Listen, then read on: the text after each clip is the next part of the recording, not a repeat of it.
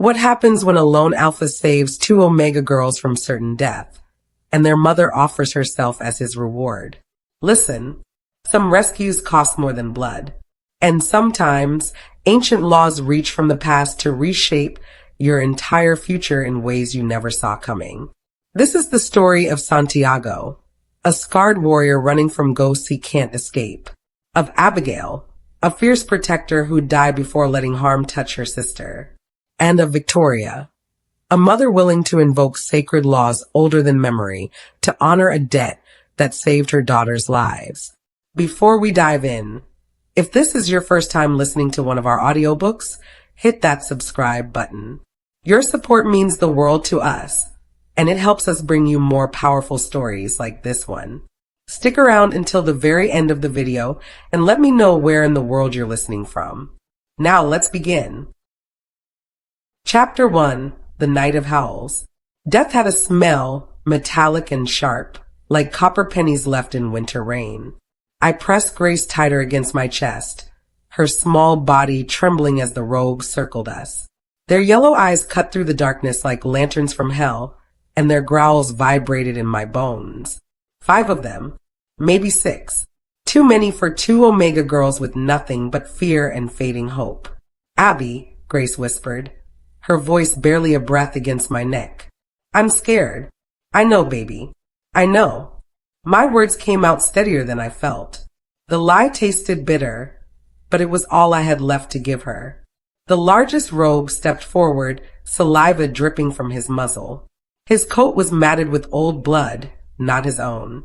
Behind him, the others moved with practiced hunger, like they'd done this dance before. Like they knew exactly how this would end. My heart hammered against my ribs as I scanned the treeline for any escape route. Nothing. Just snow-heavy branches and shadows that promised only deeper darkness. The wind shifted, carrying their scent, wild, unwashed, violent. But underneath it, something else. Something that made my skin crawl. They weren't just hungry. They were enjoying this. Run when I tell you to. I breathed into Grace's ear. No. Her fingers dug into my coat. I won't leave you. The lead rogue's lips pulled back in what might have been a grin. He was shifting, not fully, just enough to let his claws extend. The sound of bone cracking filled the air. I closed my eyes for a heartbeat, thinking of our mother, thinking of the warm kitchen back home, the smell of bread baking, Grace's laughter echoing through our cottage. Things I'd never see again. That's when the first gunshot exploded through the night. The lead rogue's head snapped back, his body crumpling into the snow with a wet thud. The others spun toward the sound, snarling and confused. A figure stepped from the shadows between the pines, tall, broad-shouldered, moving with the kind of deadly grace that made my breath catch. Even in the moonlight, I could see the scars that mapped his face, the hard set of his jaw. His rifle was already tracking to the next target. Santiago, one of the rogues hissed, and I felt something cold settle in my stomach. They knew him, and they were afraid. You have 3 seconds to leave, he said, his voice low and rough like gravel. Or you die here. The rogues exchanged glances, calculating odds. Santiago's second shot answered their hesitation, another body in the snow. Then chaos erupted.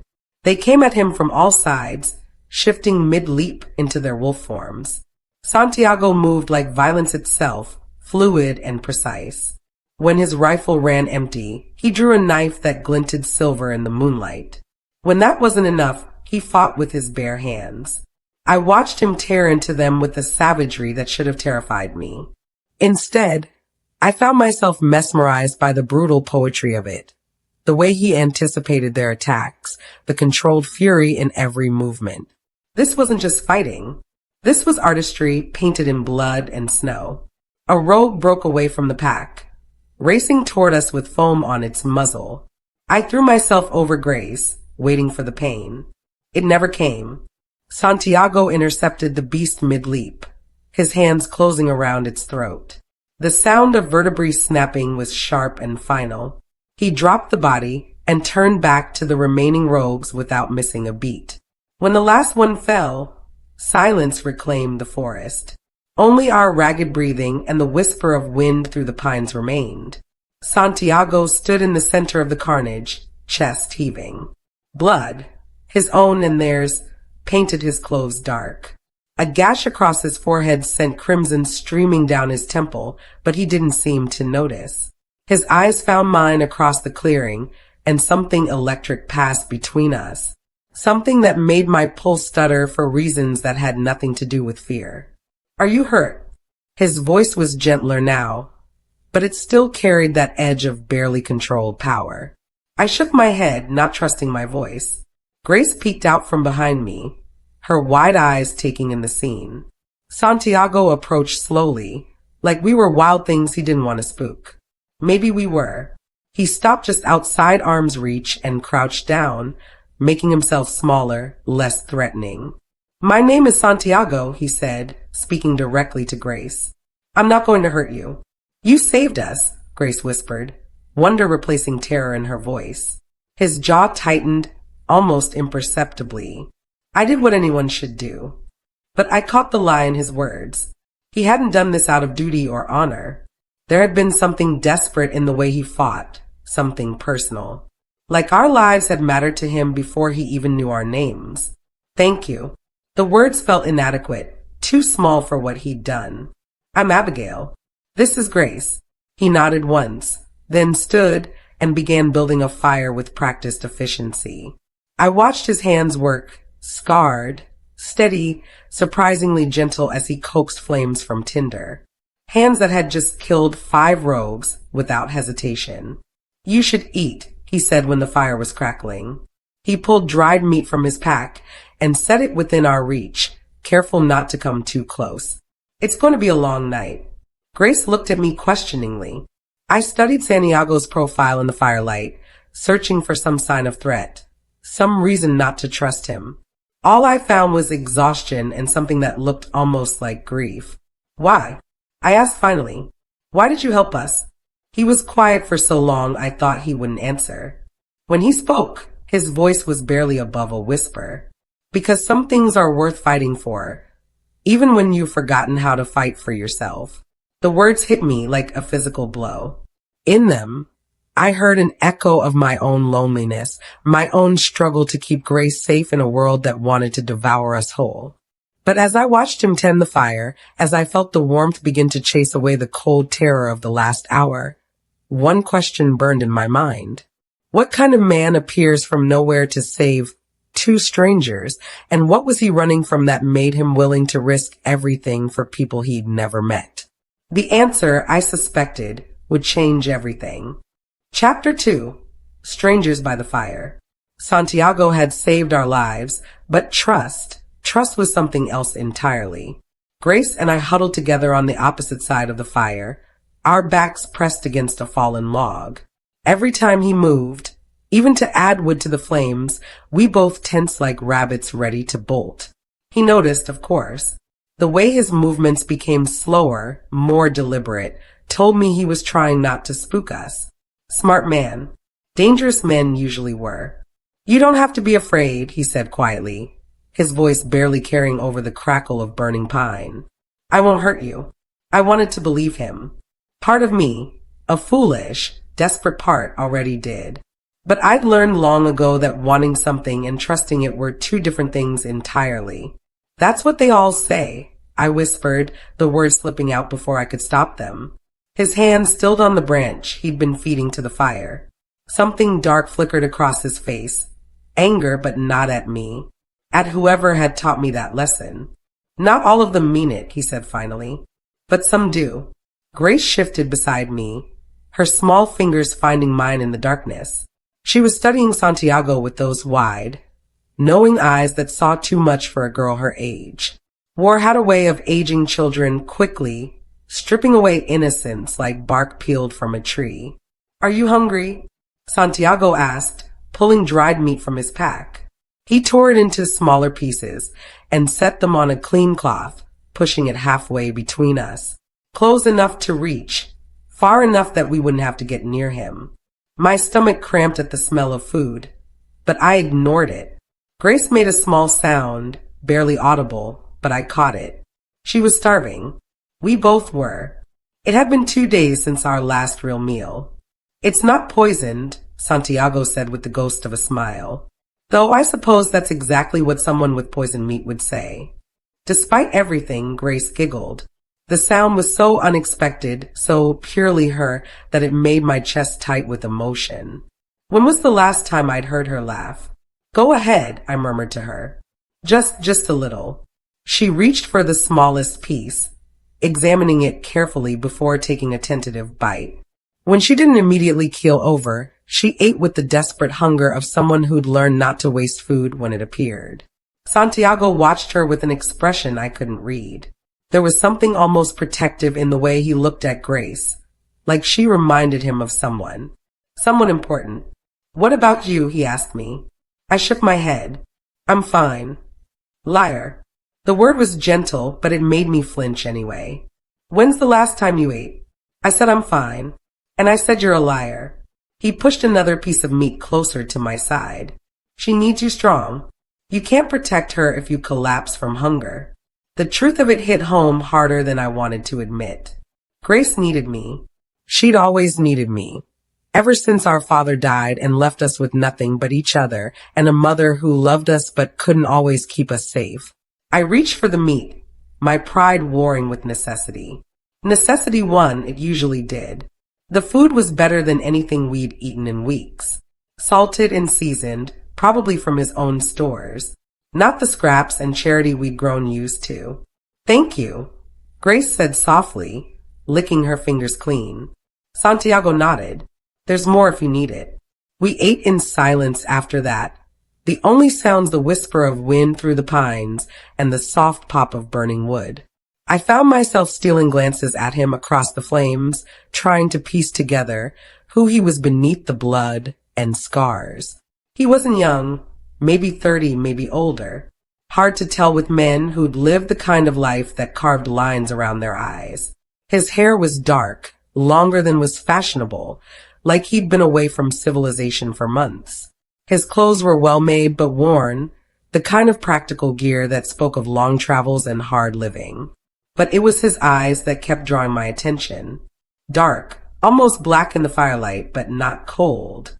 There was pain there, loss, and underneath it all, a loneliness so deep it made my own heartache seem small by comparison. You're staring, he said without looking up from the fire. Heat flooded my cheeks. Sorry. I don't mind. He finally raised his eyes to mine. I'm trying to figure you out too. Not much to figure out. Just two girls who got in over their heads. No. His voice was quiet but certain. There's more to it than that. You're not just running from rogues. You're running from something else. The accuracy of his observation made my stomach clench. How could he see so much when we'd barely exchanged a dozen words? Everyone's running from something, I said carefully. True. He poked at the fire with a stick, sending sparks spiraling into the night. Some of us have been running so long, we've forgotten what we're running toward. The words hung between us, heavy with meaning I wasn't ready to unpack. But I understood what he wasn't saying, that he was lost too.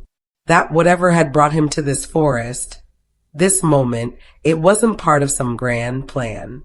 Grace had gone quiet beside me, her head drooping with exhaustion. The adrenaline was finally wearing off, leaving behind bone-deep tiredness that threatened to drag her under. She should sleep, Santiago said, noticing her struggle to keep her eyes open. She's fine. She's exhausted. So are you.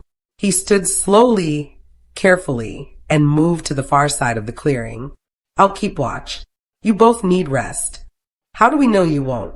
If I wanted to hurt you, I would have let the rogues do it for me. His voice was matter-of-fact, but not unkind. I have my demons, Abigail, but harming innocent people isn't one of them. The way he said my name sent an unexpected shiver through me. Not fear this time, something else. Something I wasn't ready to examine too closely. I helped Grace settle against the log, wrapping my coat around both of us. She was asleep within minutes, her breathing deep and even. The first peaceful sleep she'd had in days. I tried to follow her example, but sleep wouldn't come. Instead, I watched Santiago as he maintained his vigil at the edge of the firelight.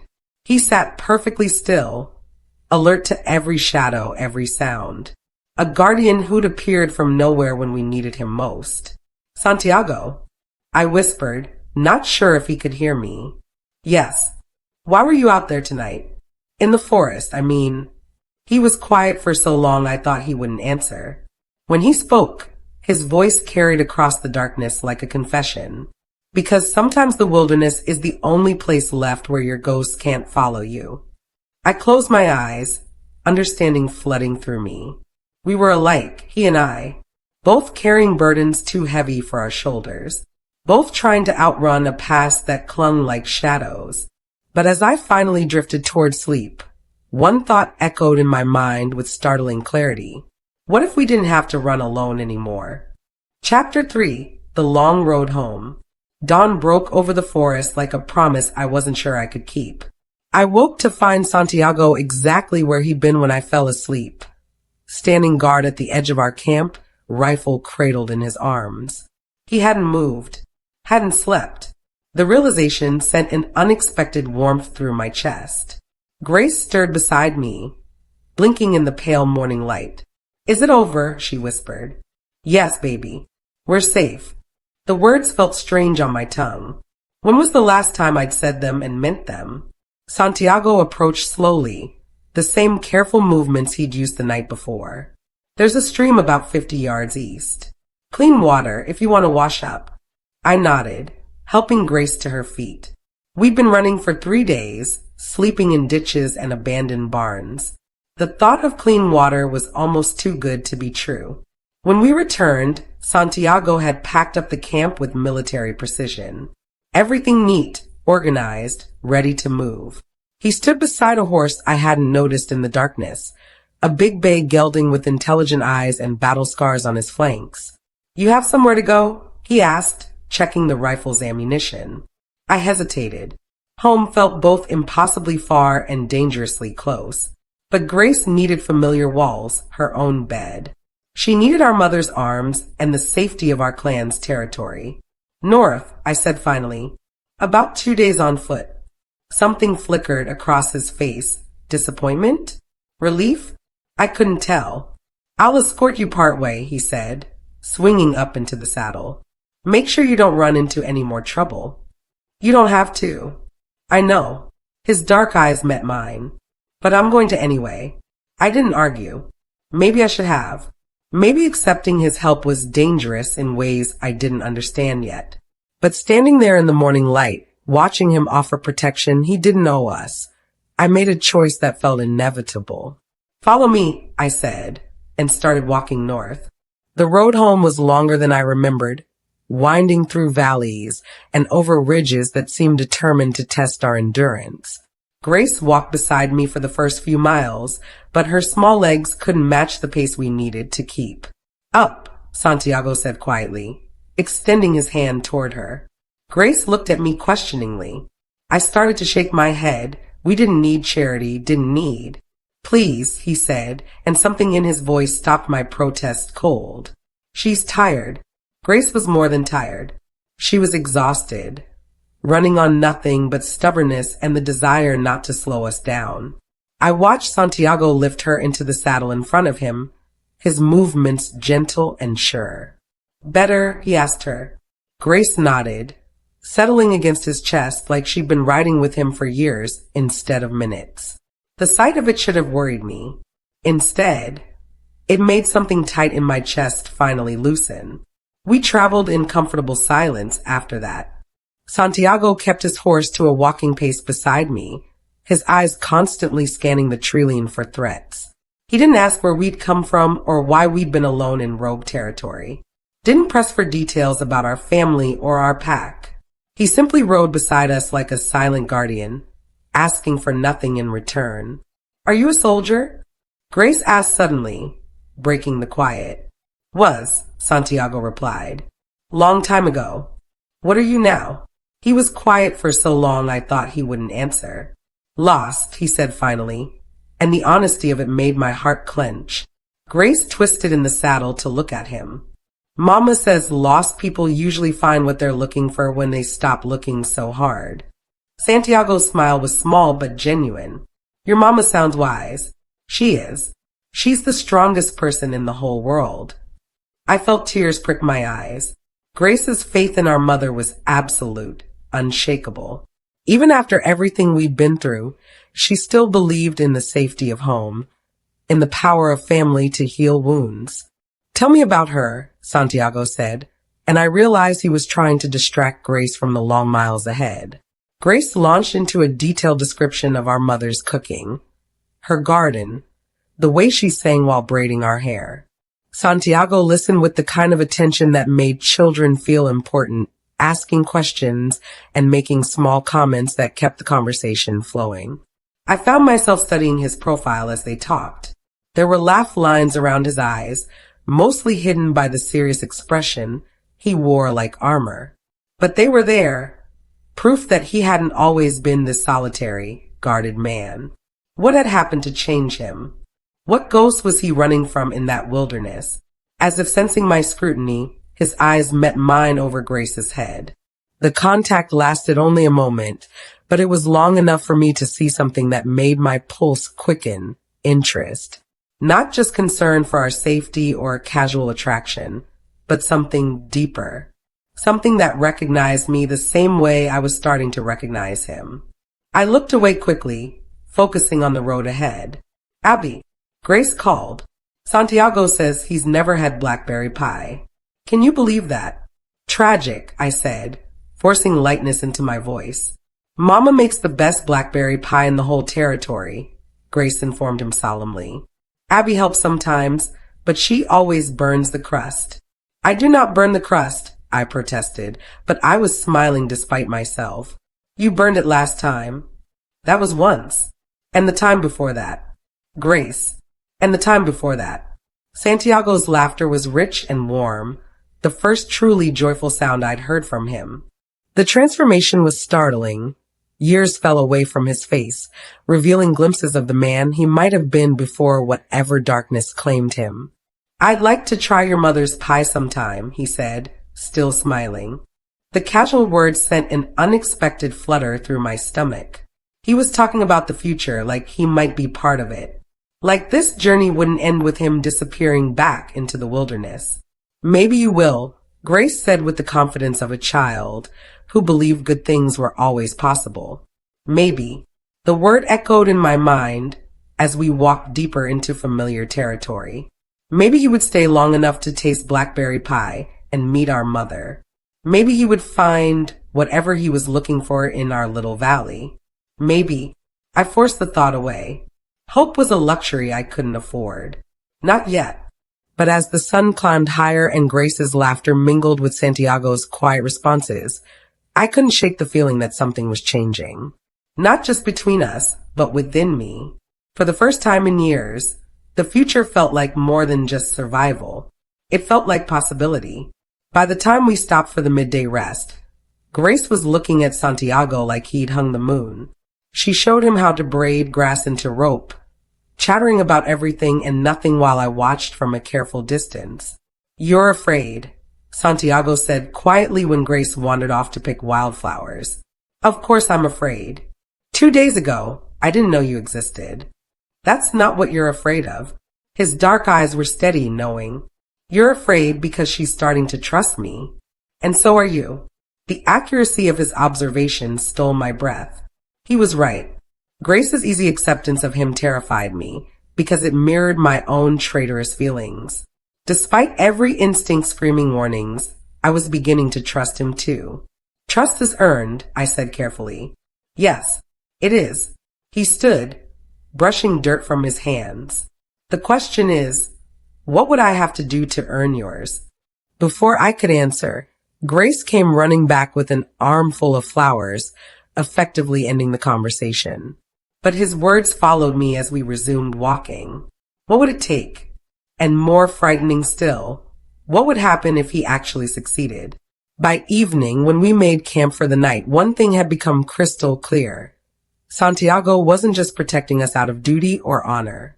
He was protecting us because somewhere in the space between rescue and road, Between shared silence and stolen glances, we'd started to matter to him. The question that kept me awake long into the night was simple and terrifying. What happened when someone like Santiago, damaged and dangerous and desperately lonely, decided you were worth fighting for? Chapter 4, The Omega Clan. Home had never looked so beautiful or so dangerous. The valley spread below us like a promise kept. Rolling green hills dotted with stone cottages, smoke rising from chimneys, children's laughter echoing across the meadows. Our territory, our sanctuary, the place where Grace and I should have been safe all along. Should have been. There, Grace breathed, pointing toward the cluster of buildings at the valley's heart. That's home. Santiago's horse had gone still beneath them, every muscle tense. His hand drifted toward his rifle, and I realized he could smell them before I could see them. The warriors. They emerged from the treeline like shadows given form. 6 of our clan's best fighters, led by Marcus, our head of security. Their eyes glowed amber in the afternoon light, partially shifted, claws extended and ready for blood. Abigail, Marcus called, his voice carrying the authority of someone used to being obeyed. Step away from the stranger. I felt Santiago's body language change, becoming somehow both looser and more dangerous at the same time. He'd faced down 5 rogues without breaking a sweat. But 6 clan warriors was a different kind of mathematics entirely. He's not a threat, I called back, stepping between Santiago and the advancing warriors. That's not your decision to make. Marcus's claws lengthened another inch. You've been missing for 3 days. For all we know, he's the reason why. Grace slipped down from the saddle, moving to stand beside me. He saved us, Marcus. The rogues would have killed us. Rogues don't usually leave survivors to tell tales, Marcus replied, his eyes never leaving Santiago. Makes a man wonder what kind of deal was struck. The words hit like a physical blow. After everything Santiago had done, everything he'd risked, they thought he was working with the rogues? The injustice of it made my chest burn with anger. You're wrong, I said, my voice carrying more authority than I felt. He fought them. He bled for us. Did he now? Marcus tilted his head, studying Santiago with predatory interest. What's your name, stranger? Santiago dismounted slowly, keeping his hands visible and away from his weapons. Santiago Reyes. The name rippled through the warriors like a stone dropped in still water. I saw recognition flicker across Marcus's face, followed immediately by something that looked like fear. The ghost of Shadowmere, one of the younger warriors, whispered. Santiago's jaw tightened almost imperceptibly.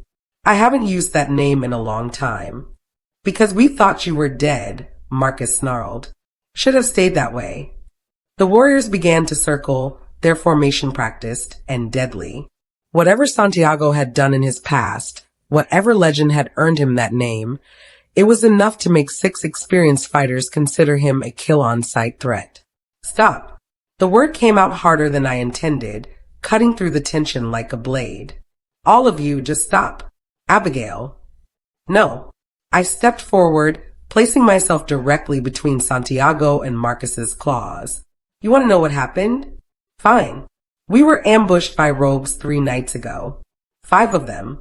They had us cornered, and we were going to die. My voice broke slightly, remembering the terror, the certainty that Grace and I wouldn't see another dawn. Santiago appeared out of nowhere and saved us. He fought them alone.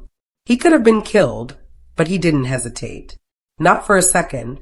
Pretty story, Marcus said, but some of the aggression had left his posture. Doesn't change what he is. And what is he? A killer. A mercenary. A man who's left more bodies in his wake than most armies. I felt Santiago flinch behind me, and something protective and fierce rose in my chest. Maybe. But he's also the reason your pack leader's daughters are alive to have this conversation. The words hung in the air, heavy with implication. Marcus's eyes flicked between Santiago and me, calculating odds and consequences. That's when she appeared. Abigail? Grace. My mother's voice carried across the valley like a prayer answered. She emerged from the main house at a run, her long dark hair streaming behind her, her face a mixture of relief and desperate worry. Victoria Hayes was the kind of woman who commanded respect without demanding it, tall, graceful, with the bearing of someone who'd been born to lead. Even in her simple dress, even with tears streaming down her face, she looked every inch the pack leader's widow she was. Mama, Grace broke into a run, throwing herself into our mother's arms with the abandon of a child who'd never doubted she'd make it home. I followed more slowly, my legs suddenly weak with the reality of it. We were home. We were safe. We were. My girls, Mama whispered, pulling me into the embrace until I was surrounded by the familiar scent of lavender and home-baked bread. My brave, foolish girls. I thought I'd lost you. For a moment, the world narrowed to just the three of us. Mother and daughters, pack and family. Love that transcended fear. I let myself be small again. Let myself be someone's child instead of someone's protector. But the moment couldn't last. Not with 6 warriors still surrounding Santiago. Not with the tension crackling in the air like lightning before a storm. Mama pulled back, her hands framing my face as she searched for injuries. You're hurt. Just scratches. We're fine, Mama. We're. Because of him, Grace interrupted, pointing towards Santiago. He saved us, Mama. He fought the bad wolves and made sure we got home safe. Mama's eyes found Santiago for the first time, and I watched her take him in. The blood on his clothes, the careful way he held himself, the rifle that never left his hands. But also the patience in his posture, the way he waited without demanding attention or thanks. You brought my daughters home, she said, her voice carrying the weight of absolute authority. Santiago inclined his head slightly. They brought themselves home. I just made sure they got here safely. Modest. There was something in her tone I couldn't quite read. And unnecessary. Marcus, stand down. Victoria, you don't understand who this is. I understand exactly who he is. Her voice cut through Marcus's protest like a blade. And more importantly, I understand what he's done. My daughters are alive because of his actions. That trumps whatever reputation precedes him. The warriors reluctantly lowered their claws, but the tension remained. Santiago began backing toward his horse, clearly intending to leave now that his job was done. Where are you going? Mama asked. He paused, one foot already in the stirrup. My part is finished. Your daughters are home safe, and you have somewhere else to be? The question hung in the air, loaded with meaning I wasn't sure I understood. Santiago's jaw worked silently, and I could see the war playing out behind his dark eyes. No, he admitted finally. I don't. Mama stepped forward, her bearing shifting into something I'd seen her use during pact negotiations, formal, ritualistic, carrying the weight of ancient laws. Santiago Reyes, she said, her voice carrying across the valley. You have done our pack a service beyond measure. You have risked your life to preserve what is most precious to us. By the old laws, by the bonds that tie us to honor and debt, what would you ask of us in return?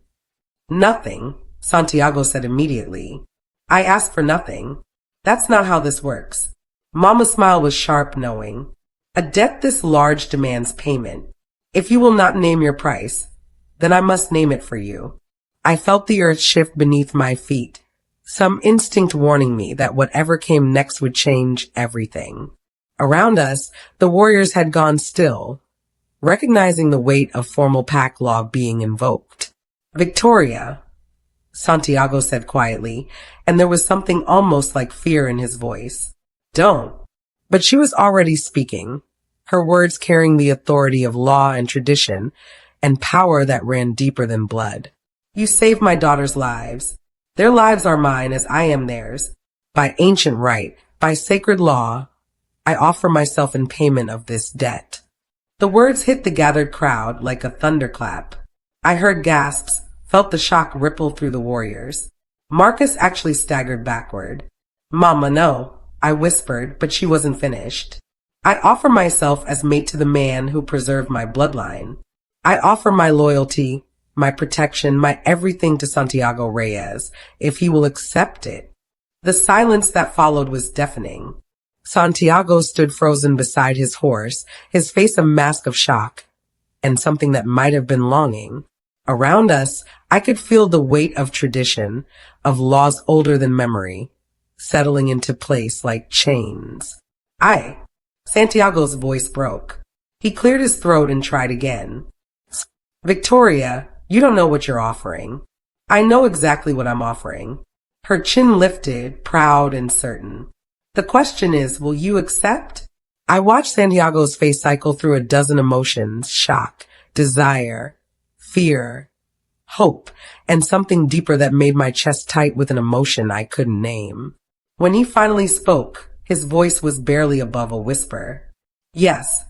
And in that single word, I felt the foundations of my world shift irrevocably, leaving me standing in the ruins of everything I thought I understood about my life, my family, and the dangerous stranger who'd just become so much more than our protector.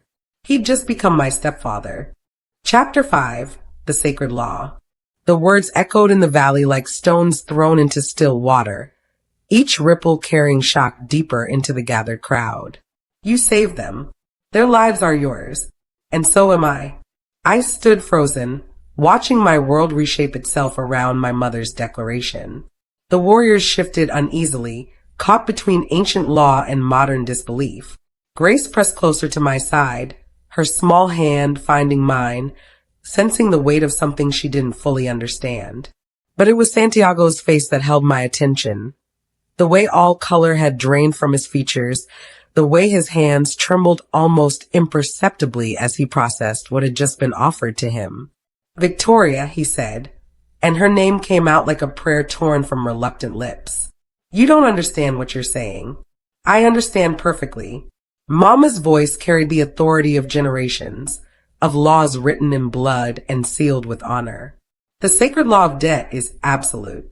You preserve my bloodline, my life, my loyalty, my everything. It all belongs to you now if you'll claim it. Marcus stepped forward, his face twisted with disbelief. Victoria, this is madness. The old laws haven't been invoked in decades. You can't seriously. Can't what? Mama turned to face him, and I saw steel in her spine that made even Marcus falter. Can't honor the debt that saved my children? Can't follow laws that have governed our kind since the first pack drew breath? You don't know him, Marcus snarled, desperation creeping into his voice. You don't know what he's capable of. The ghost of Shadowmere isn't a man, he's a weapon. A killer who risked everything to save two girls he'd never met. Mama cut him off. Who could have taken whatever he wanted by force, but instead protected them with his life. Who stands here now, shaken by an offer he never sought, because his conscience won't let him take what isn't freely given. Her words hit Santiago like physical blows. I watched him flinch, watched something raw and vulnerable flash across his features before he could hide it again. You don't know me, he said quietly, echoing Marcus's words. You don't know the things I've done, the blood on my hands, the reasons I was in that forest running from. I know enough. Mama stepped closer to him, and I held my breath as she reached up to touch the scar that ran along his jaw. He went perfectly still under her touch, like a wild animal caught between flight and surrender. I know you saved my daughters when you could have walked away. I know you've been alone so long you've forgotten what it means to belong somewhere. And I know that whatever darkness haunts your past, it doesn't define who you choose to be today. The tenderness in her voice made my chest ache. This wasn't just about ancient law or honor debts. Somewhere in the space between gratitude and recognition, my mother had seen something in Santiago that called to her, the same loneliness that Grace and I had recognized by the fire. Victoria, Santiago's voice cracked. I'm not. I don't deserve. None of us deserve the grace we're given, she said softly. But we can choose to be worthy of it. I watched the war play out across Santiago's face, desire warring with self-doubt, hope battling the conviction that he was too broken for redemption. Around us, the clan waited in tense silence, witnessing something that would become legend regardless of how it ended. The law is clear. Elder Hayes spoke from the crowd, his ancient voice carrying absolute authority. A life debt of this magnitude can only be paid with a life offered freely. Victoria speaks within her rights as pack leader and mother. The choice belongs to Santiago Reyes. Santiago closed his eyes, and I saw his shoulders bow under the weight of decision. When he opened them again, something fundamental had shifted. The lost, haunted look was still there, but underneath it lay something I'd never seen before, hope. "I accept," he said, and the words fell into the silence like stones into a deep well. Gasps rippled through the assembled clan. I felt my own breath catch, my heart stumbling over itself as the implications crashed down around me. My mother, my strong, independent, fierce mother, was binding herself to a man we'd known for 4 days. A stranger with a deadly reputation and secrets that ran deep as winter. But as I watched Santiago bow his head in acceptance, not surrender, but profound respect, I realized something that shook me to my core. This wasn't about strangers anymore. For the first time since he'd stepped from the shadows to save us, I wasn't seeing Santiago as the dangerous outsider or the mysterious protector. I was seeing him as he truly was, a man carved by loss and loneliness, shaped by violence but not defined by it. A man who'd found something worth fighting for in our small family and was brave enough to reach for it despite every reason to run. He was going to be part of us now. Part of our pack, our family, our lives. The thought should have terrified me. Instead, it felt like destiny finally clicking into place. "Then it's done," Mama said, her voice ringing with finality. "By ancient law and sacred bond, you are mine as I am yours. Welcome home, Santiago Reyes." Santiago lifted his head, and when his dark eyes met mine across the space between us, I saw something that made my pulse flutter. Gratitude. Yes, but underneath it, something deeper. Something that recognized me the same way I was beginning to recognize him. "Thank you," he said simply, but the words carried the weight of a man who'd never expected to find sanctuary anywhere. As the clan began to disperse, murmuring among themselves about ancient laws and unprecedented decisions, I remained frozen in place. Everything had changed in the space of minutes. Santiago was no longer the stranger who'd saved us. He was family now, bound by laws older than memory and bonds that couldn't be broken. Grace tugged on my hand, pulling me from my thoughts. "Abby, are you okay?" I looked down at my sister, then across at Santiago and our mother, then back at the valley that held everything I'd ever known. Was I okay? My world had just been turned upside down, reshuffled, and handed back to me in an entirely new configuration. "I think so," I said, and surprised myself by meaning it. Because as I watched Santiago finally allow himself to smile, really smile, for the first time since I'd known him, I realized that sometimes the most profound changes felt exactly like coming home. Even when home was the last place you ever expected to find yourself. The sun was setting over our valley, painting the sky in shades of gold and crimson, and for the first time in years, the future felt full of possibilities I'd never dared to imagine. Whatever came next, we'd face it together. All of us. If you enjoyed this werewolf romance audiobook, don't forget to hit that subscribe button. See you in the next one.